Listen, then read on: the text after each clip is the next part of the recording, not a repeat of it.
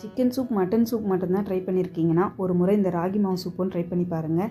நான் இப்போ வந்து இன்க்ரீடியன்ட்ஸ் மட்டும் தான் சொல்ல போகிறேன். உங்களுக்கு ரெசிபி வேணும்னா ராகின்னு கமெண்ட் பண்ணுங்கள். நீங்கள் ஆல்ரெடி ட்ரை பண்ணியிருக்கீங்கன்னா ஹெல்த்தின்னு கமெண்ட் பண்ணுங்கள். ராகி மாவை கரைச்சி எடுத்து வச்சுக்கோங்க. அதுக்கப்புறம் ஒரு பாத்திரத்தில் நெய் விட்டு வெங்காயம், பூண்டு, பீன்ஸ், கேரட், பச்சை பட்டாணி, சோளம், மிளகுத்தூள், மல்லித்தூள், சீரகத்தூள், உப்பு சேர்த்து நல்லா வதக்கிக்கோங்க. அதுக்கப்புறம் கரைச்ச மாவு சேர்த்துக்கோங்க. தக்காளி, எலுமிச்சை சாறு, கொத்தமல்லி போட்டு இறக்குனீங்கன்னா அருமையான சுவையான ராகி வெஜ் சூப் தயார். கண்டிப்பாக ட்ரை பண்ணுங்கள். தேவைப்படுறவங்களுக்கு ஷேர் பண்ணுங்கள். பிடிச்சிருந்தால் லைக் பண்ணிவிட்டு நம்ம ராயல் டிப்ஸையும் ஃபாலோ பண்ணிக்கோங்க. இது போல் சிம்பிளான ரெசிபி வேணும்னா கமெண்ட்டில் சொல்லுங்கள். சிக்கன் சூப், மட்டன் சூப் மட்டும் தான் ட்ரை பண்ணியிருக்கீங்கன்னா, ஒரு முறை இந்த ராகி மாவு சூப்பும் ட்ரை பண்ணி பாருங்கள். நான் இப்போ வந்து இன்க்ரீடியன்ட்ஸ் மட்டும் தான் சொல்ல போகிறேன். உங்களுக்கு ரெசிபி வேணும்னா ராகின்னு கமெண்ட் பண்ணுங்கள். நீங்கள் ஆல்ரெடி ட்ரை பண்ணியிருக்கீங்கன்னா ஹெல்த்தின்னு கமெண்ட் பண்ணுங்கள்.